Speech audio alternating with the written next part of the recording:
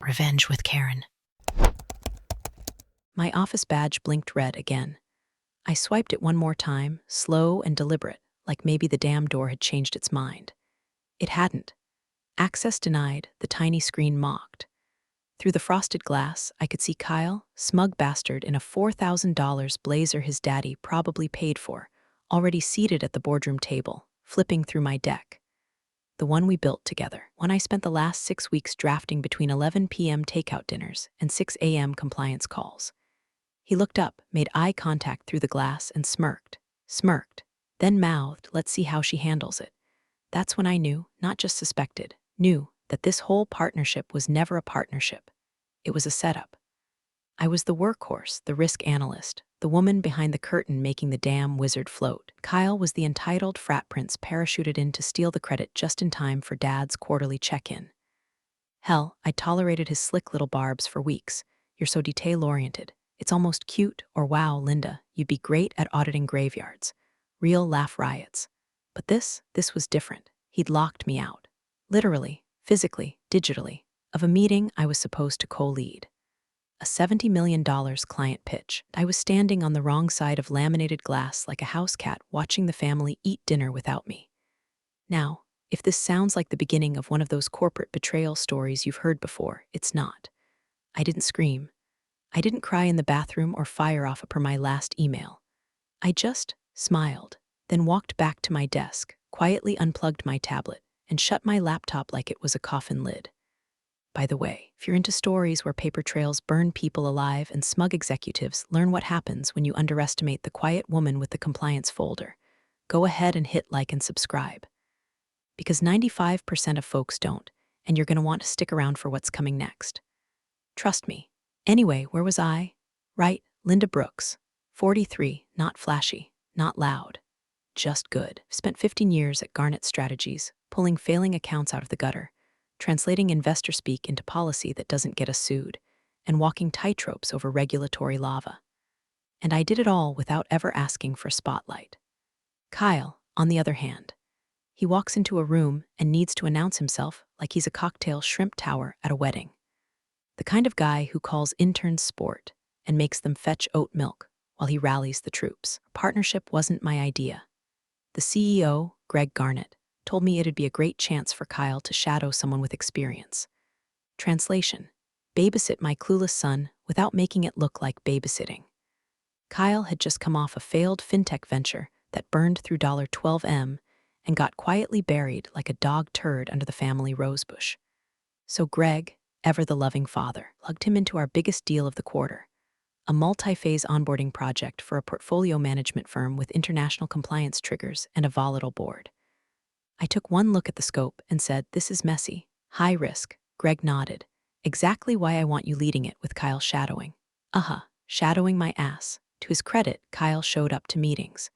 In expensive suits, reeking of Tom Ford and desperation. He said all the right buzzwords: agility, synergy, disruption, but couldn't explain the difference between SOC2 and a Snickers bar. Meanwhile, I stayed late drafting protocols, reviewing international clauses, and flagging 3 major red zones that could torpedo the deal if left unchecked. But Kyle didn't want caution. Kyle wanted fireworks. Last Tuesday, he pinged me after hours, clients asking for a more aggressive structure. Thinking we cut some of the risk provisions, get faster turnaround. I replied, "Not advisable. Those provisions protect us during phase 3. He never responded. Now I know why. He wasn't asking. He was paving the runway for his solo act. And that morning, when he locked me out, it was his grand opening night.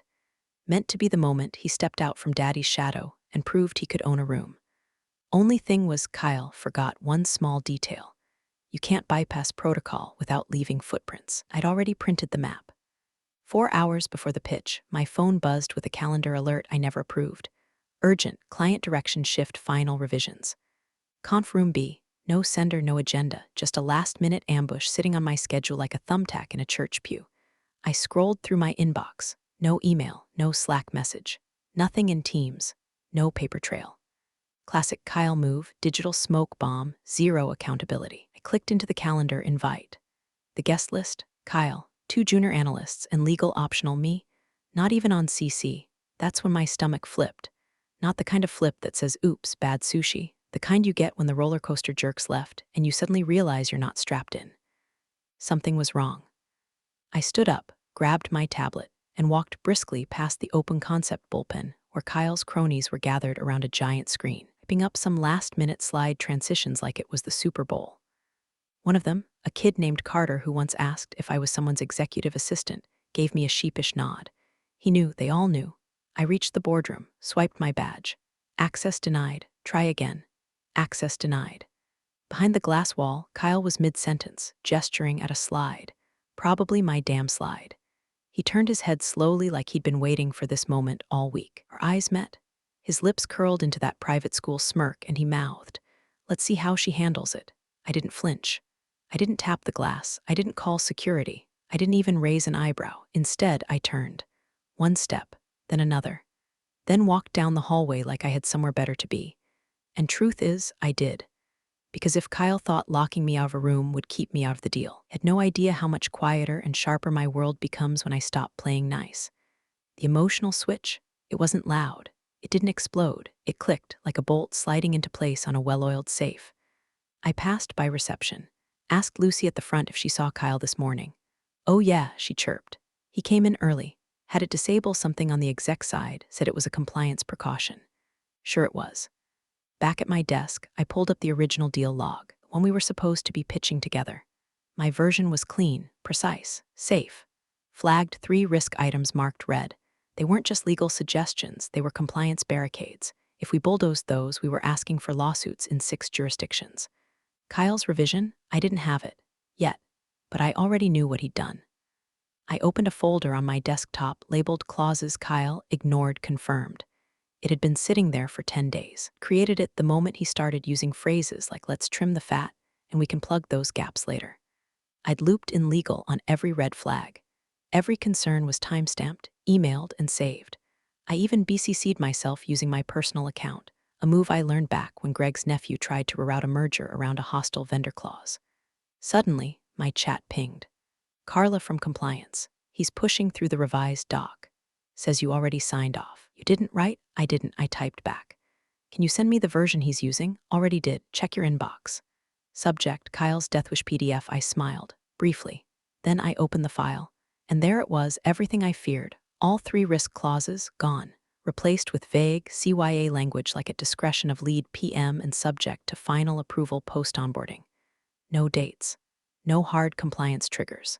No safeguards. It was a landmine in a Gucci PowerPoint. Kyle had taken my work, gutted its organs, stuffed it with confetti, and wheeled it into a live signing ceremony like it was a damn wedding cake. And in a few hours, when the investors arrived with their real-time audit team, it'd be his name on the intro slide. Not mine. I closed the file, sat still, no panic, no anger, just a cold, surgical calculation. He left a paper trail. And I had a shovel. I didn't go home. That's what Kyle probably expected. That I'd slink off to some wine bar to cry into a Pinot, maybe fire off a teary HR email, then spend the weekend applying for compliance jobs in mid-tier banks. He doesn't understand women like me. He's never had to. His world is built on safety nets and last names. Mine was built on what survives in the dark after they cut your mic. So no, I didn't leave. I didn't yell, I didn't stomp, I didn't let him see a damn thing. I just walked to the break room, poured myself the last inch of burnt coffee sludge from the communal pot, and sat down at the back table near the busted vending machine that wheezed like an asthmatic dog every 30 minutes. I opened my laptop and got to work, not to fix anything. That ship had sailed, detonated, and taken half the dock with it. No, this was for documentation. Cold, precise, bulletproof. I started digging through my compliance log.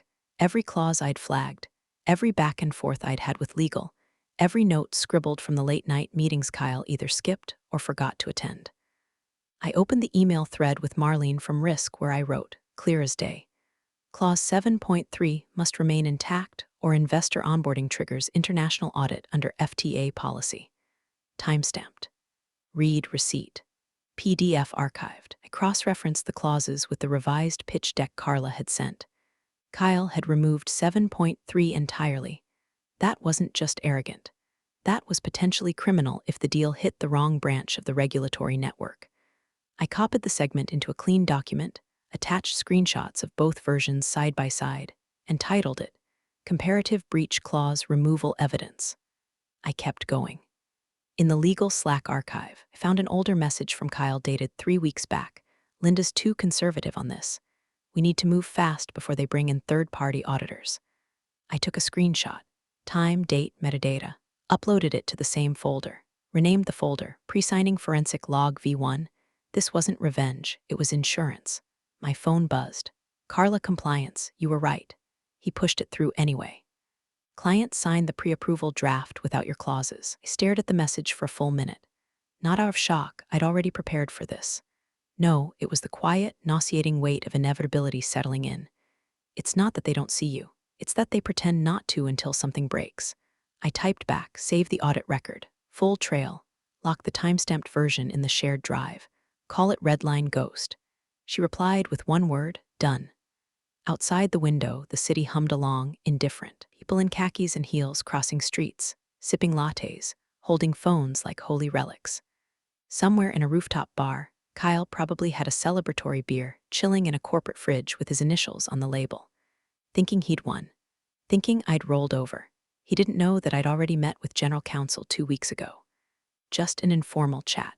A quiet cup of coffee in the atrium where no one bothers you unless you're bleeding or holding a fire extinguisher. Told her I had concerns. I didn't accuse anyone. Just laid out the potential for exposure if someone bypassed compliance protections for the sake of optics. She nodded, asked if I had documentation. I said always. She said, send it if something changes. Now something had changed. I opened the chat, clicked her name. Typed, documentation complete. Version comparison attached. Recommend pre-signing audit freeze until approval chain is confirmed. No flair, no drama, just what needed to be said. Then I stood up, closed the laptop. And for the first time in 72 hours, I smiled, not the kind people see in HR-approved headshots. The kind you smile when the trap's already set, the bait is gone, and the idiot mouse is mid-chew. Because in 3 hours, Kyle would walk into that signing thinking he'd orchestrated a masterstroke. And I'd be waiting, just not where he thought I'd be. The next morning, internal announcement hit my inbox like a fart in church, loud, unwanted, and signaling that someone upstairs had lost their damn mind. Subject line, major client deal secured, congratulations to Kyle Garnett. There it was, full-blown corporate propaganda. The kind of self-congratulatory drivel that gets printed out and pinned to breakroom corkboards by people who have never read past the first line. The email included phrases like bold leadership, aggressive innovation, and my personal favorite, visionary simplification of complex frameworks.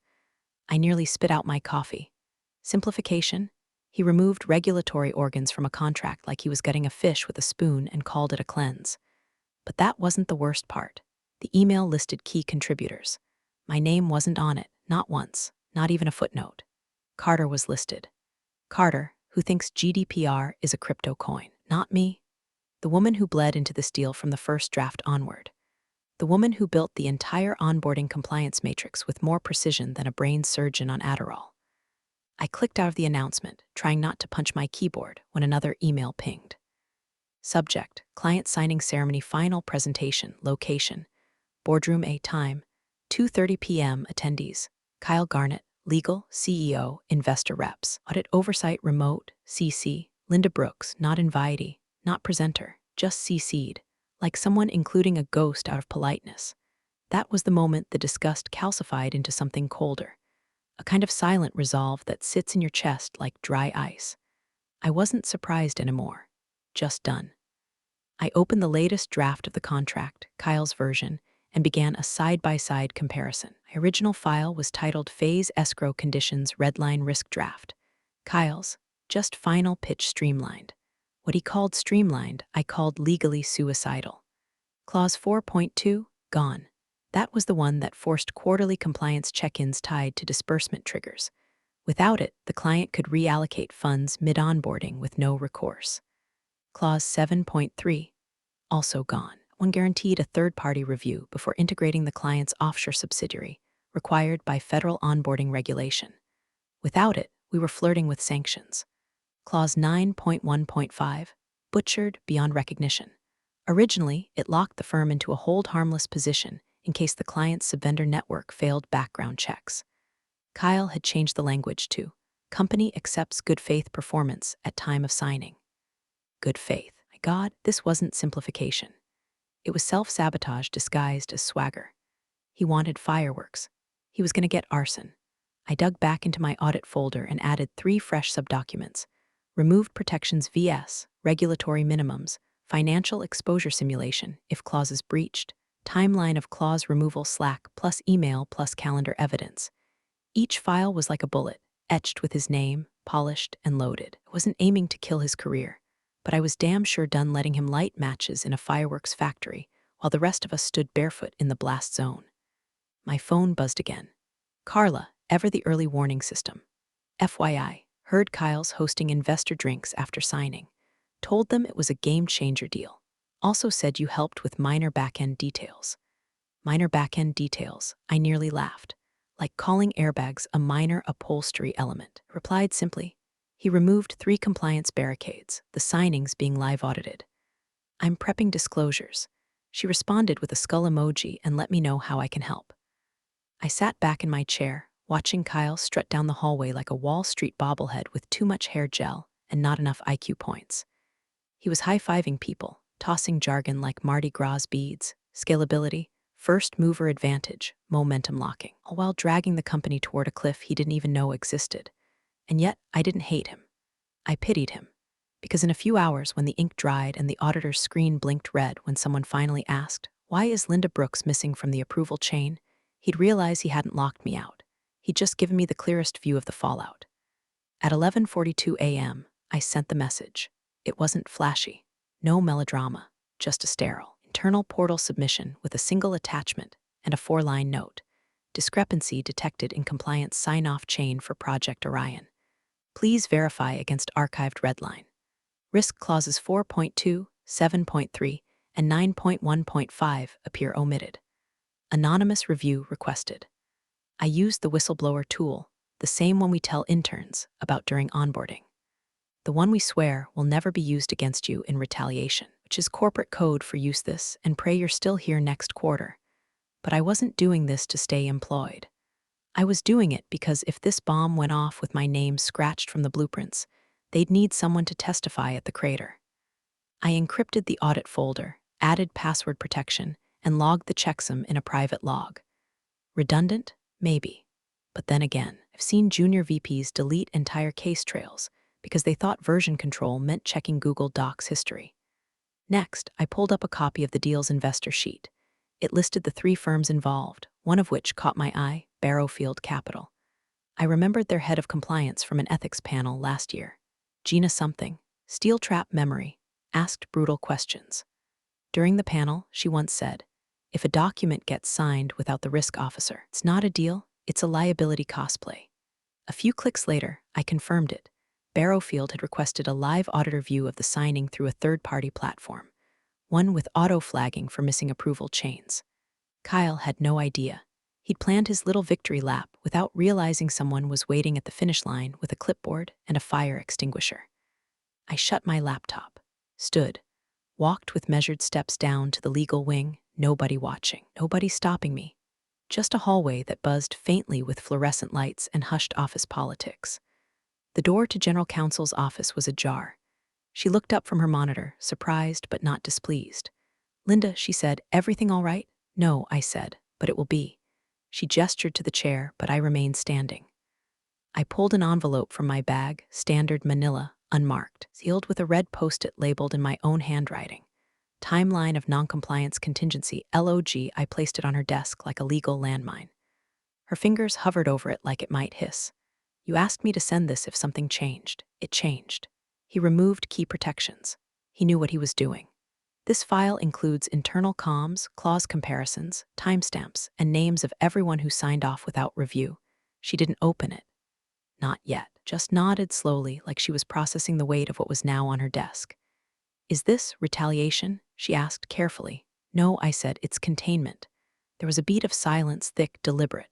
"I've already tipped audit," I added, anonymously. "But with or without that, the investor platform's going to flag the gaps. My goal here is simple, protect the firm." Because Kyle didn't. She leaned back. "What do you want?" "Nothing," I said. "No promotion." no press release, no credit, just do your job when this blows up. And don't let him drag the rest of us down with him. She picked up the envelope, finally, and said the one phrase that made me believe, just a little, that I wasn't alone in this, understood. Back upstairs, I returned to my desk, untouched since sunrise. A sticky note waited on my keyboard. Kyle's handwriting, you coming to the signing or nah? Bring your poker face, smug little smiley at the end. Like this was a game, like I was bluffing. I crumpled the note without reading it twice and tossed it into the shred bin. Then I opened the investor platform on my second monitor and watched as the live audit interface populated attendee logs, compliance checklists, and document trace verification. There it was. Signatory verification.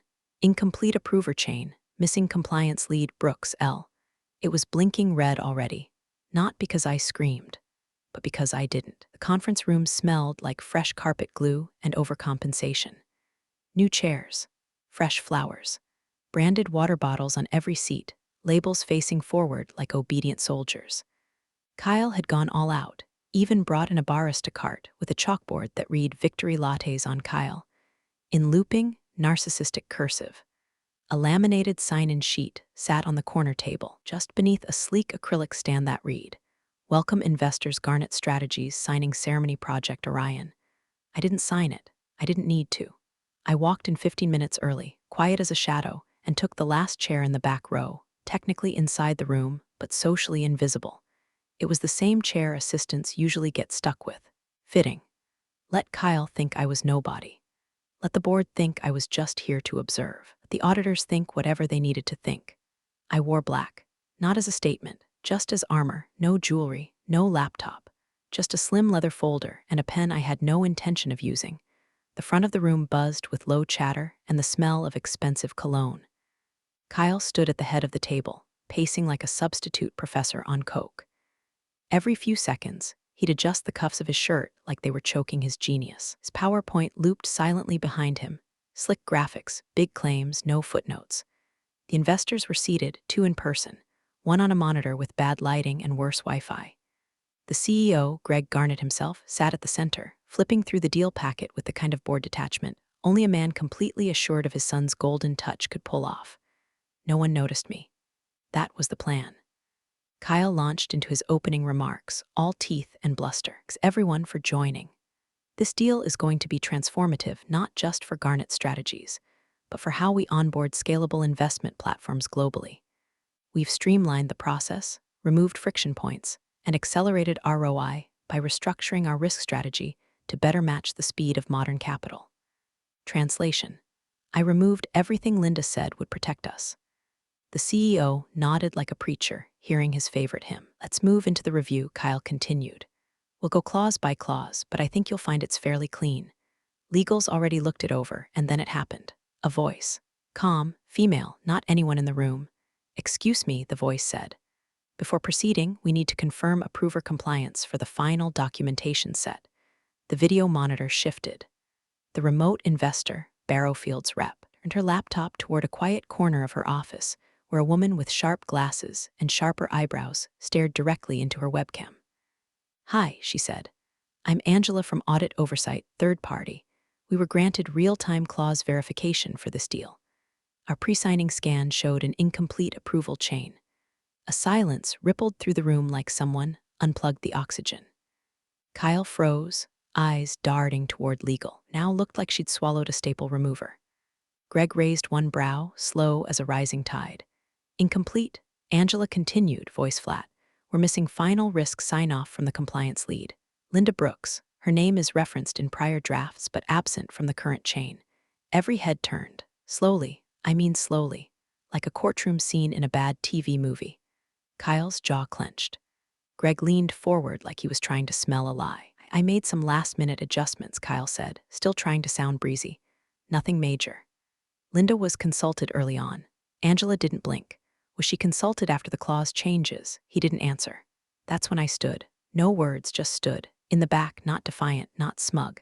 Just present. Angela saw me on the call feed and nodded. Miss Brooks, would you confirm whether you approved the final documentation? I walked forward slowly, folder in hand. The room was so quiet I could hear my own heartbeat echoing in my ears. I did not, I said.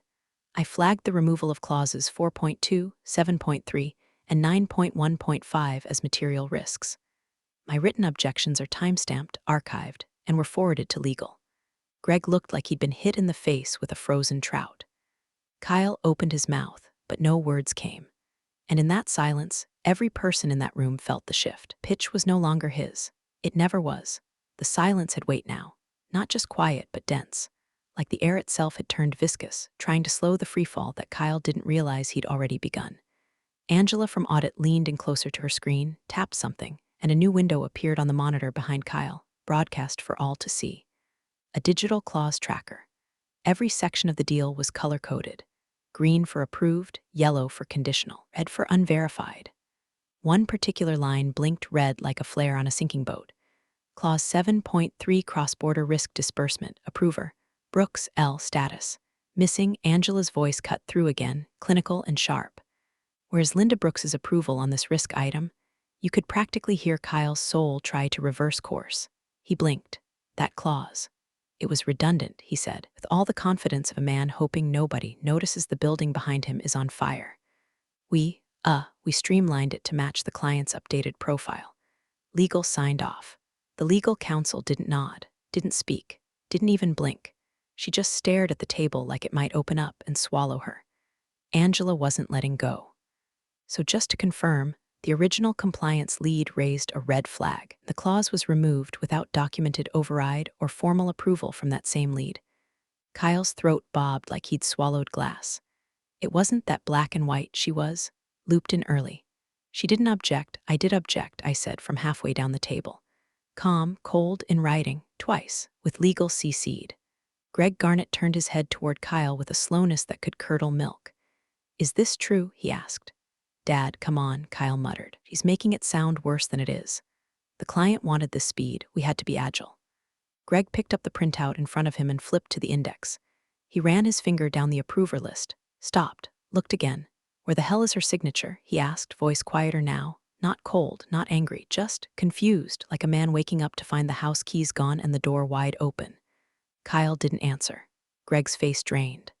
That calm corporate tan turned ashen, eyes darting over the pages as if trying to will my name into existence. You signed off on this, he whispered, without her. You overrode a risk lead on a deal that flags international disbursement. It was a judgment call, Kyle said, desperate now.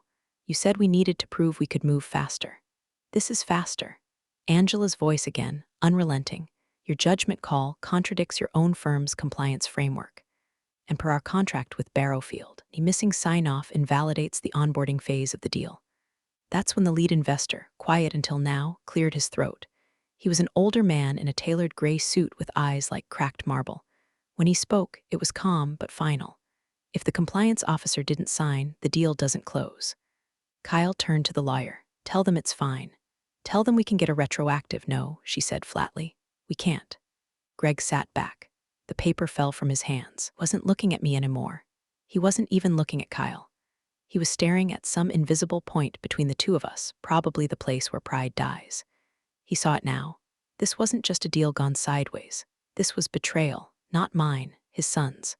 And for the first time in Kyle Garnett's very charmed, very curated life, there was no one left in the room willing to clean up the mess.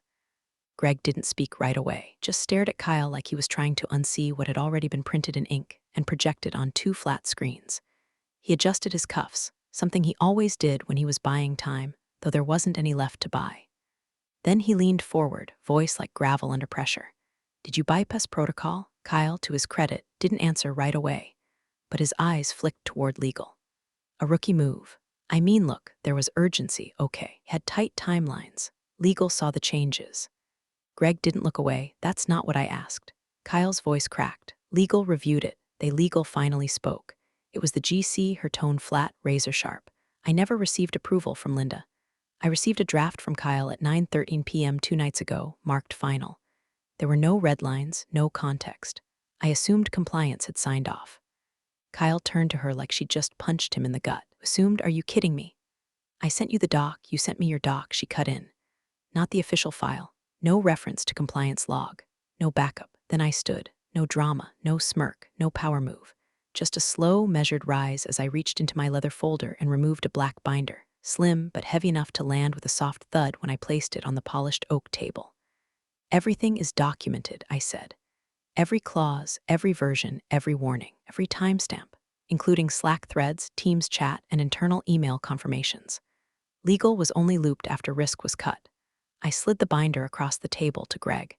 Then I turned to the investor rep, the older gentleman in the gray suit who had stayed quiet, his fingers steepled like a man who's had too many boardrooms and not enough patience. He leaned in, finally spoke.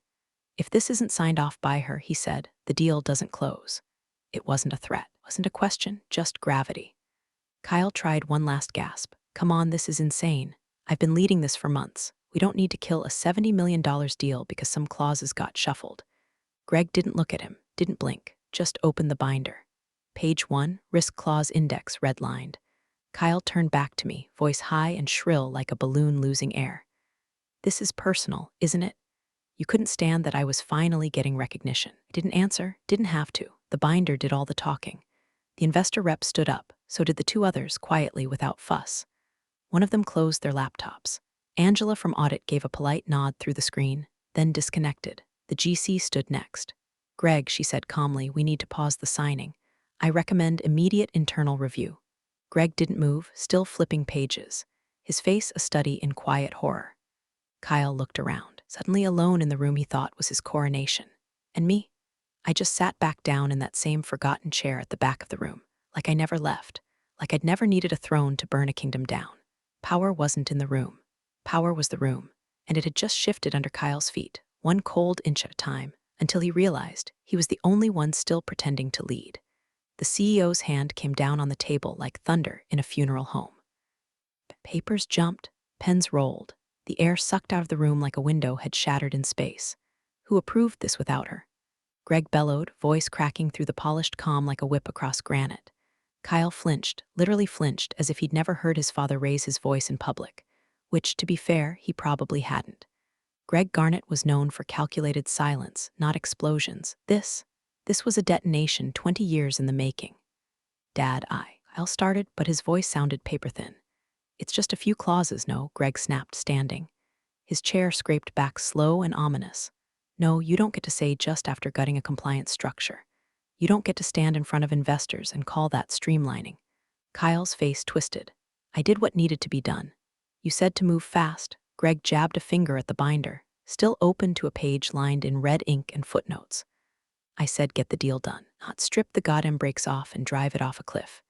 The investors were already halfway out the door, murmuring among themselves, their exit deliberate and unrecoverable. One of them caught my eye as he passed. No nod, no thank you, just a look of acknowledgement. The kind you give to the last adult left in the room. Kyle spun to legal. "You're going to let this happen? We're tanking a $70 million deal over some approval formality." The GC didn't flinch. "It's not a formality when it's a requirement." An auditor approached me from the corner. He didn't say much, just leaned in slightly and said, "Miss Brooks, the board would like a word." I stood, quietly, gathered my folder. The binder stayed on the table, its contents humming like an exposed wire in a puddle. As I walked toward the door, Kyle's voice cracked behind me. "Dad, come on, it's not that serious. We can fix it, all right." She's blowing this way out of proportion. I didn't look back, but I could hear the panic, the unraveling thread of a man who'd finally run out of names to drop. Greg didn't respond, didn't turn. He just stared at me as I reached the door, eyes sharp, calculating. Then, without breaking contact, he turned to his assistant and spoke like it was a foregone conclusion. "Bring her the amended offer," he said. "She's now lead on compliance, effective immediately." Kyle made a strangled noise behind me, somewhere between a cough and a protest, but the door had already shut. The hallway outside was quiet. Soft carpet, polished glass, everything sterile and still. I exhaled, not relief, not triumph, just the slow, steady return of gravity. I hadn't raised my voice. I hadn't pounded fists or threatened lawsuits. I let the clauses speak. I let the binder walk. And when the dust cleared, I didn't need a title to prove I was right. Now I had both. And Kyle, he had a latte cart full of foam. And a room full of people who just watched him become the loudest liability in Garnet history. Big thanks, you legends of the old office days. Subscribe to keep the switch-flicking chaos alive. Your ex-boss is shaking in their loafers.